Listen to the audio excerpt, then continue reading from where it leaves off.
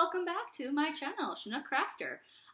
My name is Michelle, my pronouns are she, her, and this is a channel where I mostly talk about cross-stitch, and sometimes other things, mostly books, a little bit of life, you know? And so today I've got a couple things to talk about and show you, and, oh, hello.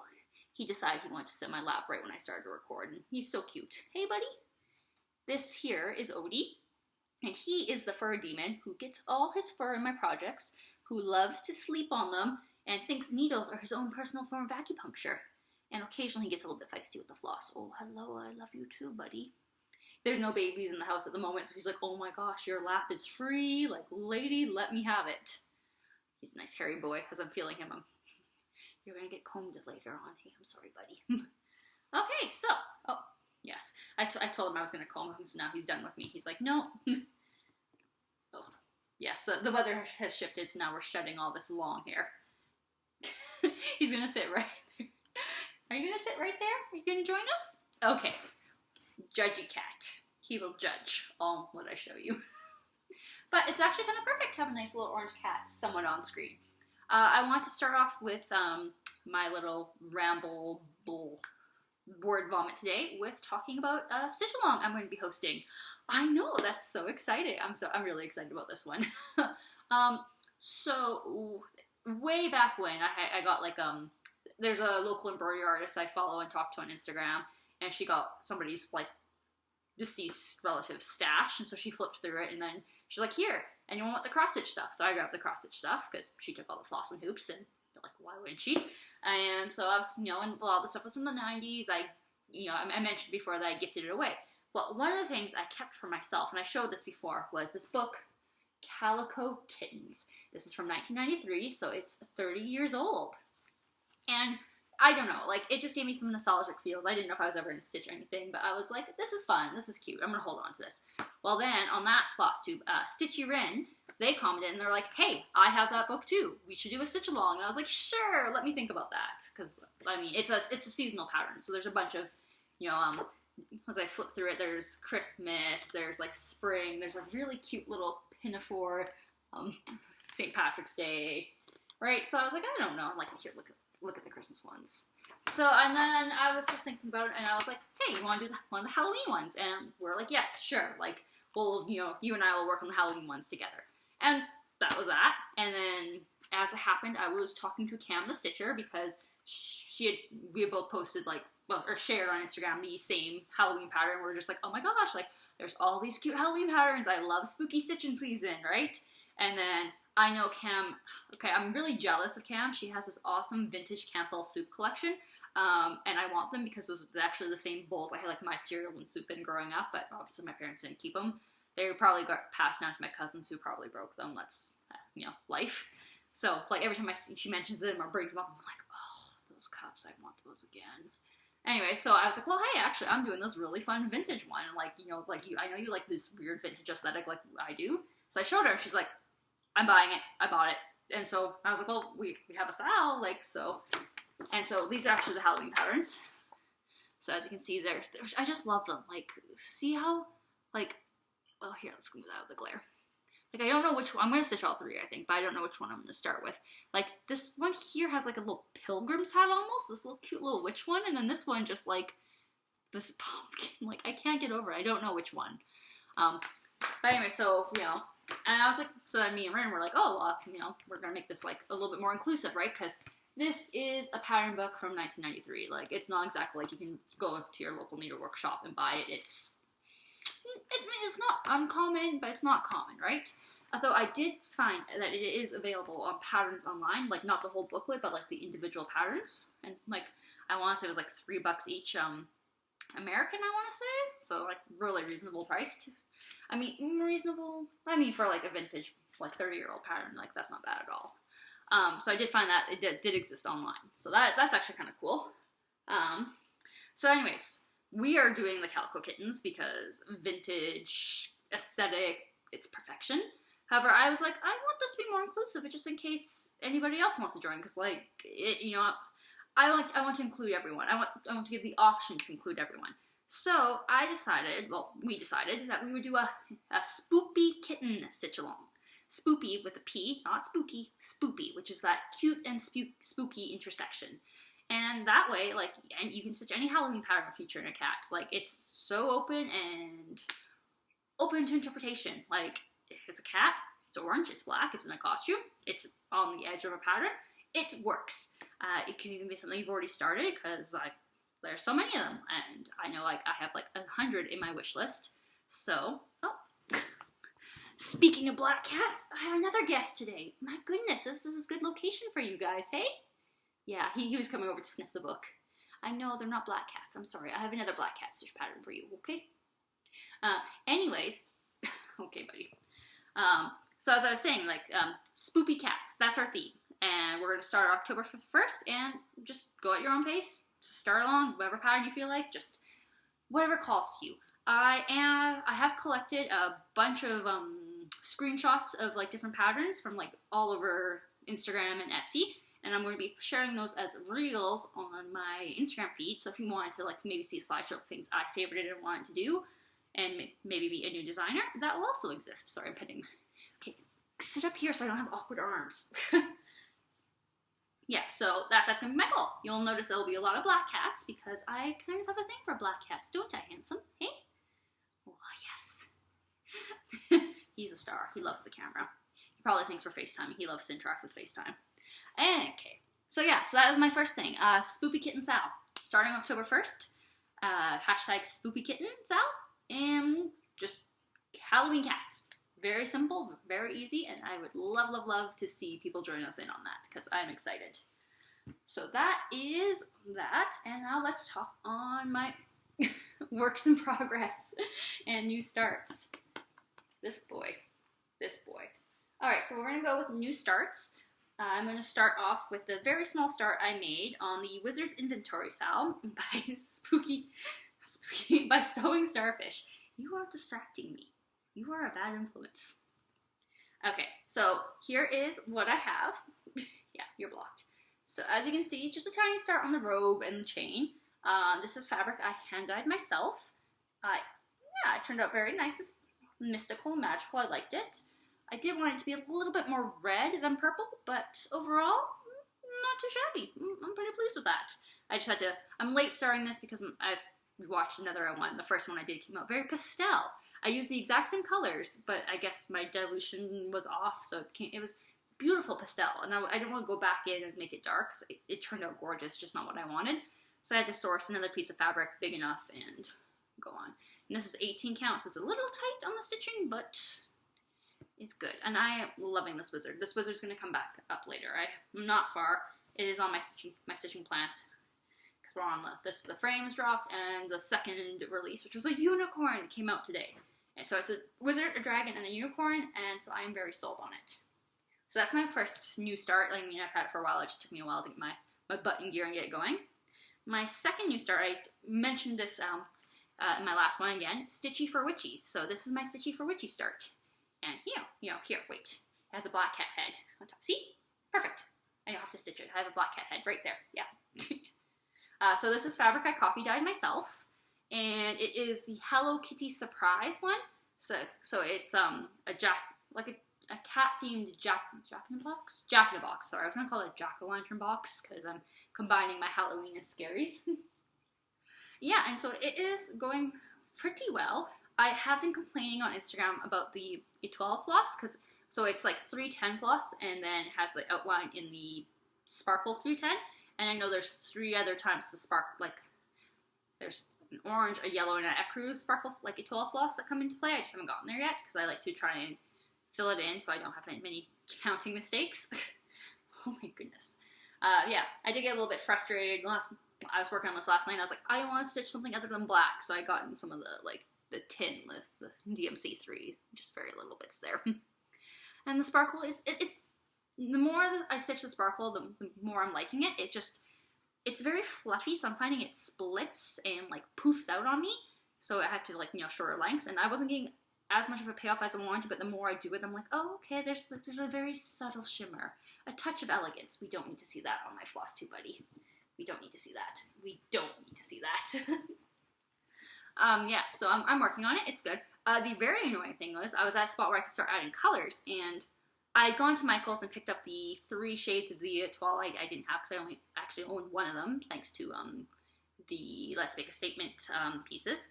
And I just figured I didn't even check the other ones. So I was like, oh yeah, 310, 3, yeah, we're good. I kind of had a feeling I might not have some of the shades of teal that go in here, but I didn't realize I didn't have any of the 3. I just kind of figured I would have one, and then I would go pick them up later. And I didn't. I had none of them. So that was a Michael's order that got placed. And then I will be able to fill in the box and then work my way up to the cat head.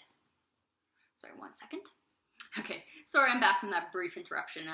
They're both hairy boys, and I'm petting them, and I've disturbed the hair, and I just really had to sneeze, and I didn't want to do that on camera. So that was another new start.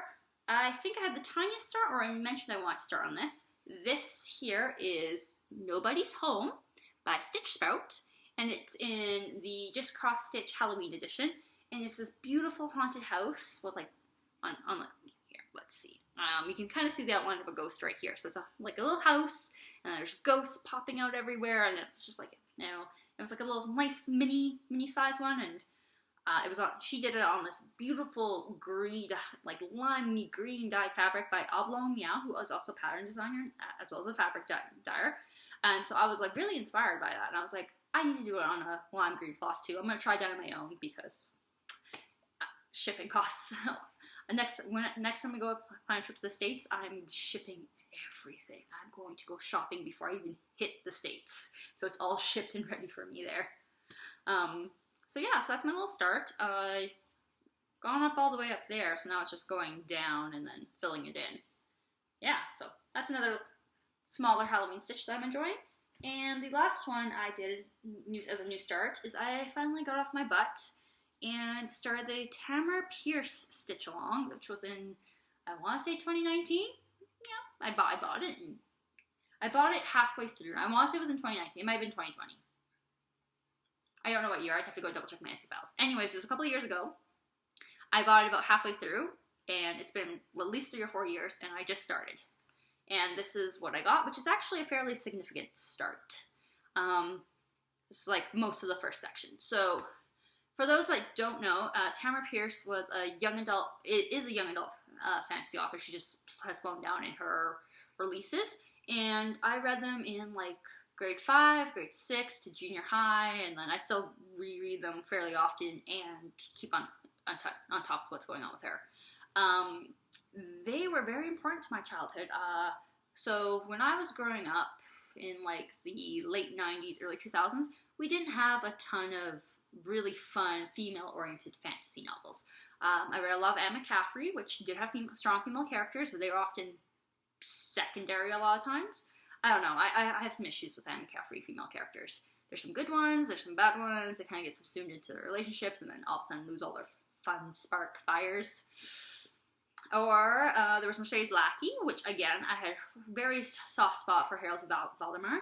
And because again, she had very nuanced and different characters and everything like that. So I had a very soft spot for those. But there was not much or written at my age group that was good. Let's see. So yeah, but then I discovered, I want to say I read The Immortals first and then went back into Song of the Lioness. And basically there's this magical word tortel. It's sort of medieval European-ish. And the first series focuses on a girl who wants to be a knight, but she's a girl. She can't do it. Girls. So she dresses as a boy for 8 years and shows everyone that she is the kick-ass knight. Like, whole 11-year-old me, screaming, dying, loving it. And then she goes on to have these epic adventures. And then the next one features a girl who has powers related to animals. And then the third book, she focuses on a girl who's normal, but good. And she's hard work and determined to reach her goals. And then more that I don't want, like, I think there's two more series and then a side series, so like 6 series set in total. And then she started writing in this whole other world, Emmeline, which kind of gives me Greekish vibes, but not, I don't know, like, anyways, there's like, proper rigid magic as you know it, and then there's like magic that's related to things that you do. And side note, one of the girls, her magic is through thread. Yeah. She's cool, and she's badass. And so, anyways, like, I think there's like 20 some books. Yeah, love them. Oh gosh, I just want a little rant about them. I think they're still good for adults. Like, you know, they're a little light at some points, but they're good reads. So anyway, so this is the whole piece. It's like, I think 30,000 stitches. So, you know, and so each like little chunk of shelf has like, you know, the 3-4 books, whatever. So my plan is to, as I'm working on this, to listen to the audiobooks, you know, because I do a reread of these books every couple of years. However, I'm going to be skipping this section because it is one of the few I don't particularly enjoy. There's nothing wrong with it. It's just not my cup of tea. It's, you know, it's my second lowest of her series. So I'm just going to skip that because I don't want to deal with that. I have other audiobooks I want to listen to. But I will get this whole thing finished and just working on it. Obviously, because it's a little stitch along, it's kind of at my own pace. And there is, I think, 9,000 stitches of 2 various shades of brown. So that's why that's a very boring start, because I had to get the bookshelf for that section framed in, and boring. It'll be a good car stitch for that reason alone. So that is that, and then the other stuff that is not new that I've been working on. So this one is still in my frame, and I'm just going to stab my needle in. I was working on this before I started filming, and I'll be working on it after. This is the Owl Forest Embroideries Free Stitch Along of the Year, which is Treasure Island based. So this here is the second release, and then this here is the first release. I just waited because I like to start in the corner rather than try and count it out to the sides. At first I was like, oh, I'm not going to stitch the border. I don't like the border, but it's looking like I'm going to have to go back and stitch the border because it is tying together somewhat well. I mean, I knew it was going to tie together somewhat well. I was just trying to lie to myself so I didn't have to stitch a border. Luckily, it's like a 1-stitch border, and that'll be easy, and I can still skip the sky bit up here. So yeah, I posted this on my Instagram today because my goal is to finish filling in the house and to get some of this, more of this like banner done and the lettering. So hilariously, so this color right here, it's 169. I did 12, well, that's probably 18 stitches, right? And so I know I have this color. I cannot find this color anywhere now. So luckily we're going to Michael, so I threw that onto my order too. But it's so annoying because I want to have this color so I can finish the windows and then just fill in the white without having to count. I'm struggling with this one because since I've started this, I have fallen into the Pattern Keeper hole, I guess. I love Pattern Keeper. I don't know how I stitched for like 2 years without it. It is so handy and useful. Oh my goodness. I'm stitching faster with it. And so the fact that I can't get this to play nicely with it is so disappointing. And I feel like it'll play nicely with it once it's all released and they have like a single page like PDF for it. But right now, like they keep just adding like different chunks. So there's like different sizes and they've added like cute little graphics. And so Pattern Keeper's like, your grid sizes, your grid sizes, And I'm just like, I just want you to work. I just want you to do this. But, not meant to be. So obviously it is at the end of August and we're moving to September, so we've got 4 months left in the year, and I'm just like, I really need to start finishing off some of the things I started. I don't have it ready today. I actually pulled up my sewing machine and I almost fully finished 2 items, but they're like half fully finished, so I didn't want to show them off because like they're not done. Like I just kind of ran out of child-free time to like fight with my sewing machine. So they'll be done, and hopefully by the next one, and I can show them off because they've never actually been on this channel because I stitched them before I started Flosstube. Yeah, so that'll be exciting, and then I can get them hanging up on the wall, and that'll be nice. So I kind of followed some other people who are doing Arbitrary August, and just made a wheel with all of my projects on it because sometimes I have paralysis of knowing what to start or what to work on. So I just kind of threw everything in there and then, let it go with that. And so it was really fun because it actually pulled out some good ones for me. So I worked on my Love Bug sampler again. Yeah, this one I'm excited about. I did more of the motif here, a lot of the wings here, and I started to do here, and I don't know if this shows up well. I started to work on the letters. I'm really proud because I don't like my initials. My initials are M-A-D, or if I want to use my partner's last name, I could be M-A-Y, which isn't bad, but I'm born in May, so I don't know. I don't like my middle name. There's nothing wrong with it. Actually, I don't really like my first name that much either. I don't like my names. Like, My name was in the top 10 for my birth year, so like everybody had my name.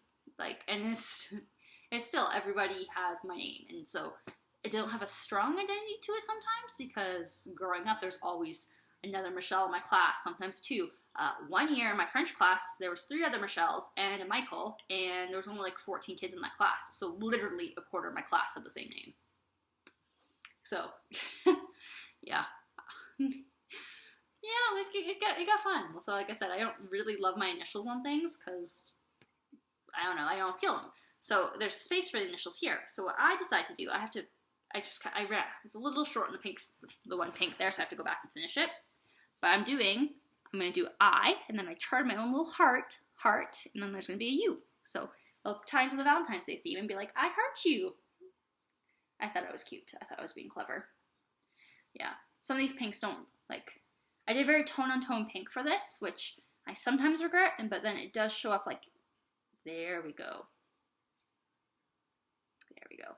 It does show up in person. Also, I don't know why I should have snooped this over a little bit, but I was new. I was tight with margins. I still kind of am. It's me.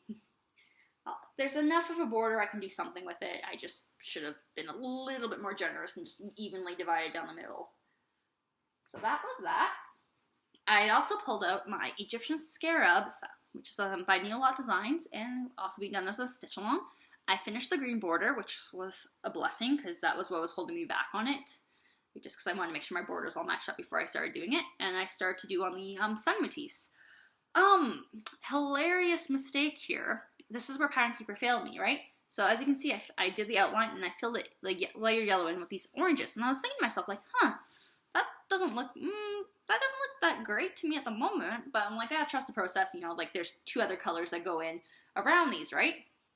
And so then I, posted my little progress picture on Instagram, and Iris, who is Needle Lot Designs, was like, I love the color swap you did. And I was like, color swap? So I checked, for whatever reason, Pattern Keeper imported, I think this is 3825, and it's supposed to be 3823, and it just imported it wrong, and like, I didn't double check, so I was like, yeah, sweet, go. So I have to decide what I'm doing. I kind of like it for the sun. Like, I put it away and I sat on it, and I kind of like it for the sun. I might do something different for the moon and do, because it's only like a couple stitches to rip out, but like it kind of works good for the sun, like having like a fiery core.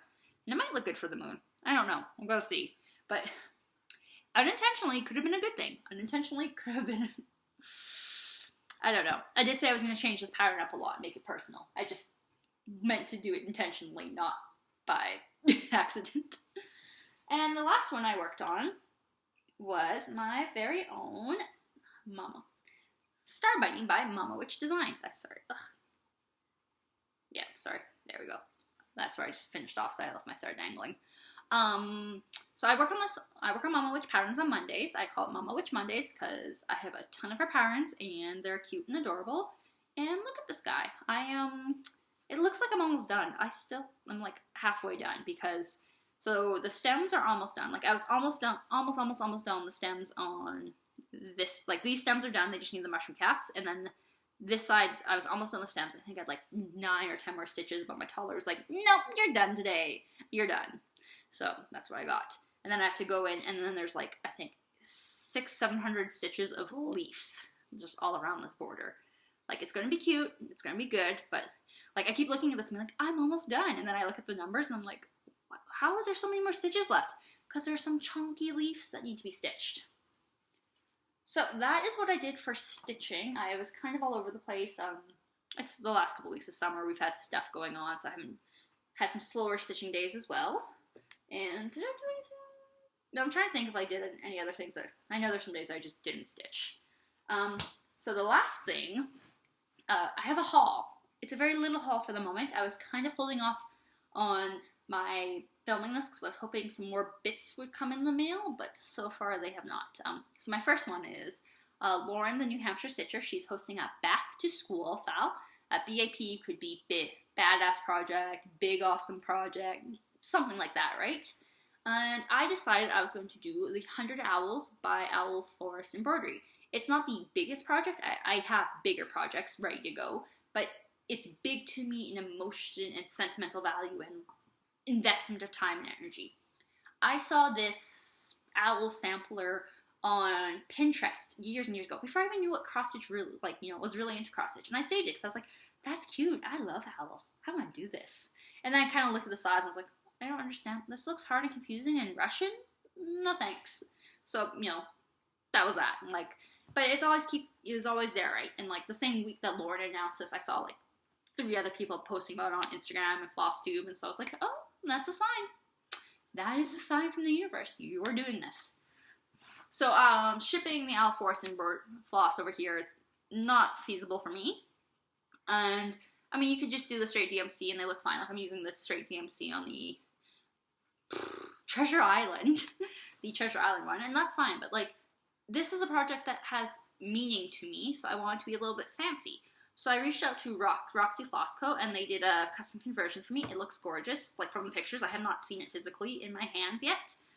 It just shipped like 2 days ago, so it should be here in like the next 6 business days. So it won't be here in time for September 1st, but that's okay because I don't have a fabric yet. I had a fabric in mind. I found it, but then I didn't want to buy it from that shop because they are still using Confederate Grey as their name for Weeks Dye Works, and so I was like, okay, nope, don't really feel comfortable spending money there.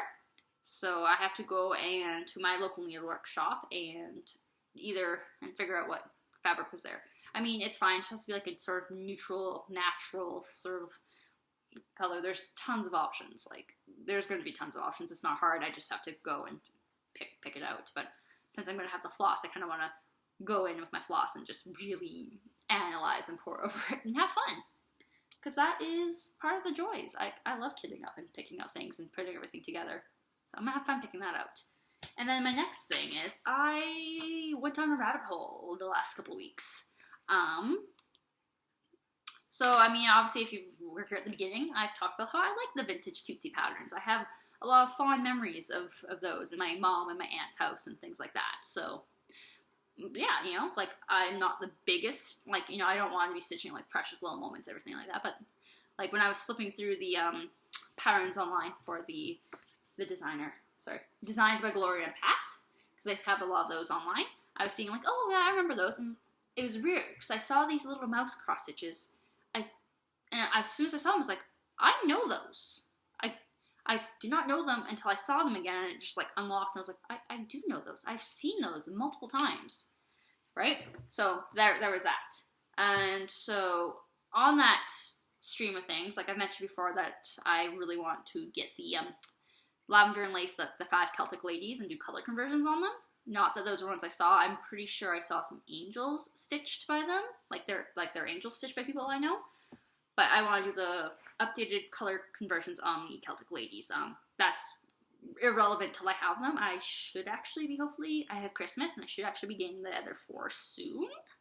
So that's going to be a upcoming plan. I just don't want to do anything with that till I have all 5 of them in my hands. And on that same note, Teresa Wentzler shut down her website. Like, it already happened. Like, she kind of gave you, like, a week's notice, and she shut it down. And I always kind of knew who Teresa Wentzler was. She does those really intricate, blended filament pieces with, like, very fantastical fantasy, right? And those are BAPs. They are a pain in the butts, too. And I feel like my aunt's done the Cinderella, or one of the castles. So I was always like, oh, maybe one of those days, you know, when I'm bigger, right? So I started looking, because, of course, like, she was closing, so I was like, oh, like, I should go grab. And that's when I found out that she had discontinued all her dragon patterns. Like, she pulled all her dragon patterns. Okay, don't sit on that, buddy. All her dragon patterns from, like, production and being sold. And that was kind of a surprise to me, because, like, to me, Teresa Wentzler is dragons. Like, there is no, like, they're all together. However, like, and she didn't make a big statement about it. She just said she no longer could because of religious reasons, which, she's the artist, it's her work, you can respect that, but as somebody who really appreciates her work, it's like, wow, like, good, like, bye. And of course, I mean, so, like, they still exist, like, there's all the copies that were printed before she had that, it's just now they're harder to find. again, some of these are in mail, or I've been told they're going to be mailed. So I'm actually hopefully going to be getting a couple of those patterns. And they're like a magnum opus of stitching, and I'm excited. They're years-long projects for somebody who stitches as fast as me, or slow as me. But I love them. Like, there's just this delicacy and intricacy and like artwork to them that I really appreciate. Like, they're like they're gorgeous. Like, I feel like you've seen them. Like, you've probably seen one of the dragons, and they're just gorgeous, and I'm very excited. I don't know how I'm going to manage all the threads and intricate borders and things, but, you know, challenge is good, and if I do 100 stitches a month, I do 100 stitches a month. That still is progress. But, so, moving on to that whole vintage thing, while I was on that vintage kick, I rediscovered the 90s Wizards craze that Dimensions had. It was Wizards in Space. That was the theme. They were fantastic. And I was kind of laughed, like, oh, these are fun. I like these dudes. It was Sewing Starfish's Stitch Along Wizard. Also kind of had me, like, looking for those.